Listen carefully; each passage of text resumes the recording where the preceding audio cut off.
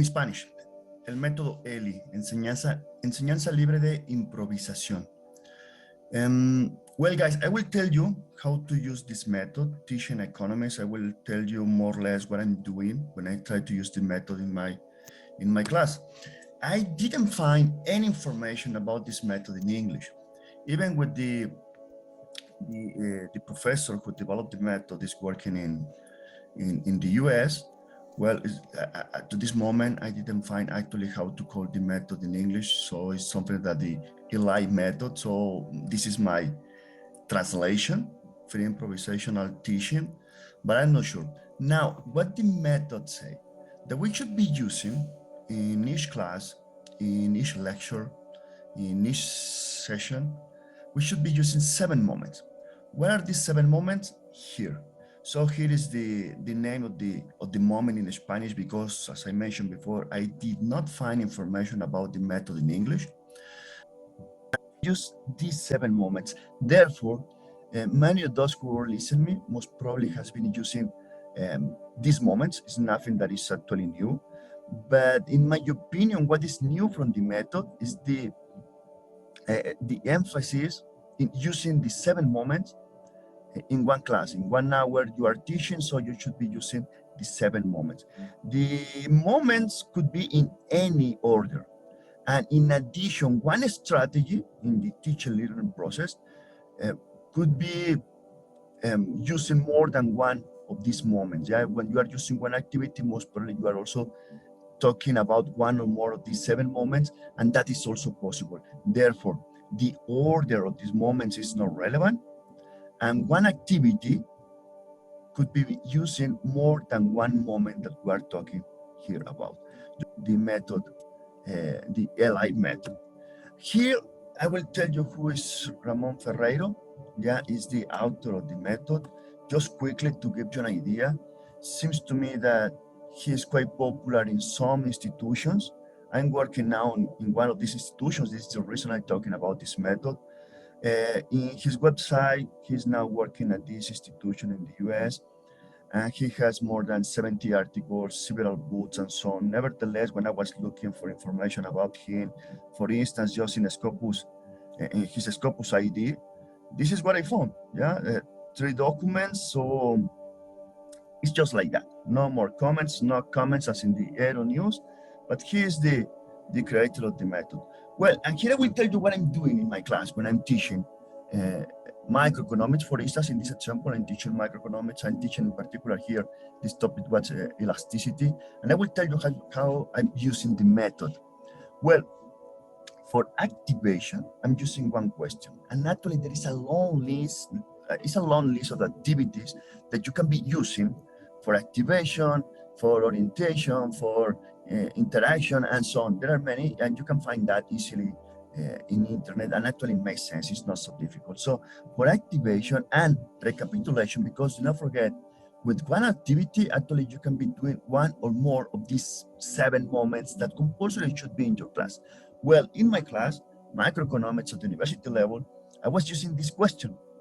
And also it's useful because I need to take I need to remind students what they already know to create a reference point for the new knowledge. In Spanish, we call that ancla, un conocimiento ancla. It's a knowledge that will be a reference for what is coming.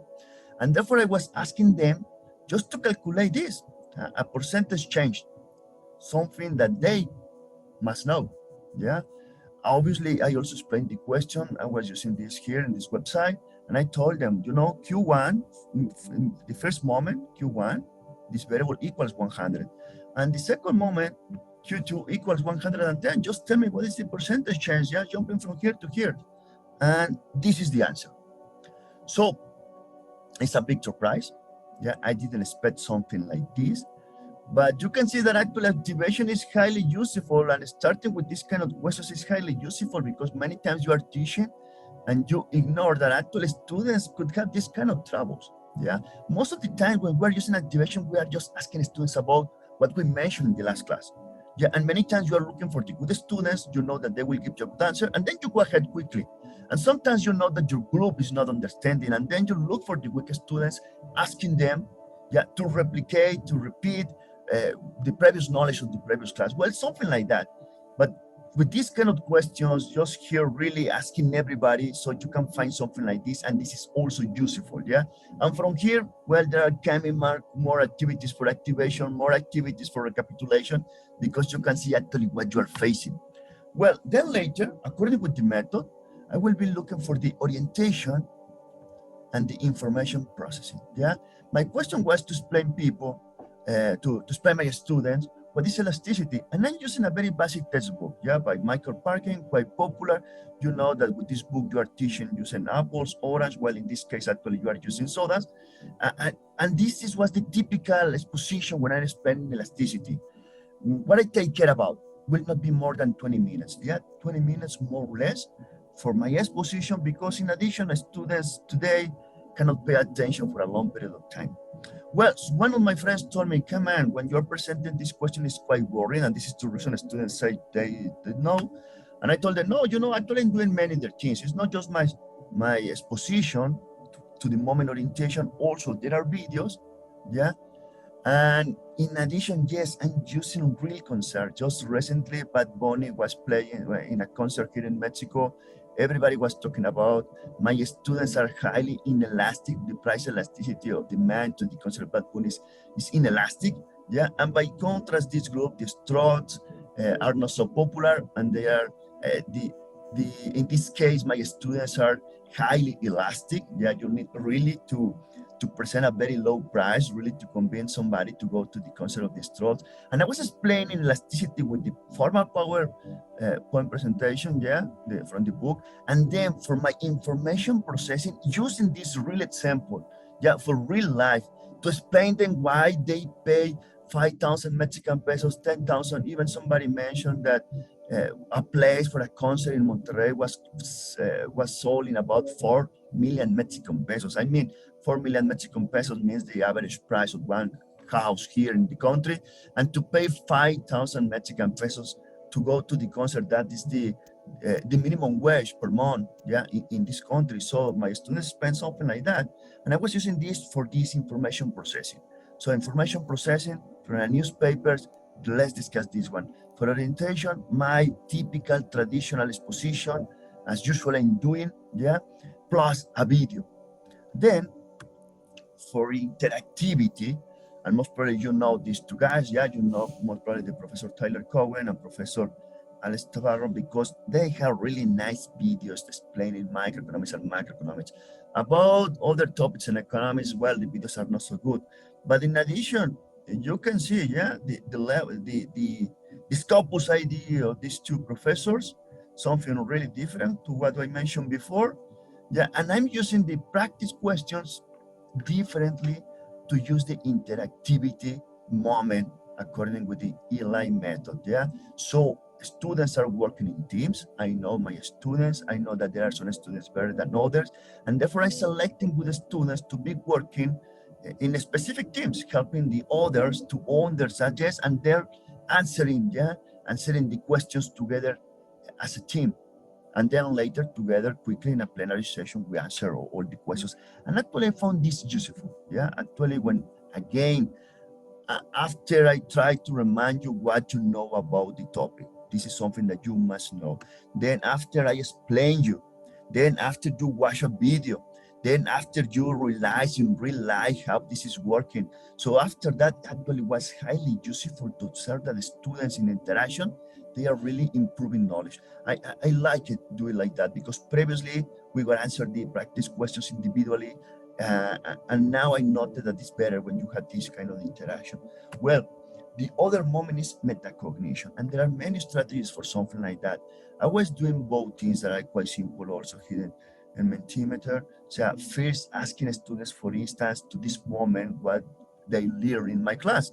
In general, so they are also talking about previous topics. Yes, you are talking about elasticity, so they should remember what is demand, what is supply, what is the low demand, low supply. So this is also useful, but also just go directly. Yeah, just tell me today. And here I had an example of something else. I was also explaining the marginal utility, and I decided to copy and paste this here because in your economist, you can see the answers, and this is something that I don't like really for metacognition. because it's not about what the students opinion or they think they are learning. Yeah, you can see that here there is not any accurate answer, and it's something that you can find most of the time when you are using metacognition. Nevertheless, it's a moment that the methods recommend you. Probably they are not answered this accurately, but probably they later will be able, because in economics, it's highly important to have a very clear conceptual framework and very clear theories. And therefore, when you are reading this, you can say, come on, after everything I was doing with your moments you recommend, yeah, with the everything I was doing with my activation question, my recapitulation questions, with my exposition for orientation, with my video for orientation, with my real case, yeah, with my real example coming from reality for information processing, yeah.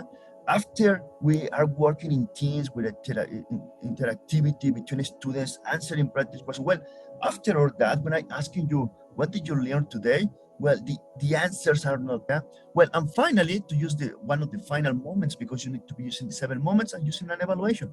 And my evaluation is quite simple. I'm using a quiz. And in this case, for instance, there are 2 questions true, false, and 1 question multiple choice. So when I was explaining their elasticity, so you can find, yeah, this is what you are observing.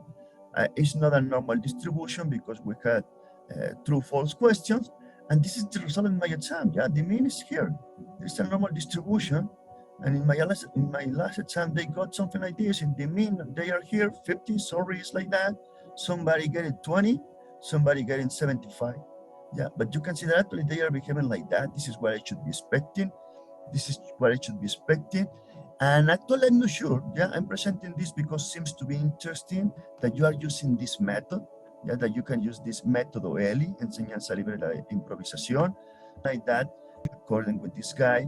Yeah, well, you should be expecting to observe that the teaching and learning process actually is improving. Yeah, I didn't find any information about the method in Scopus.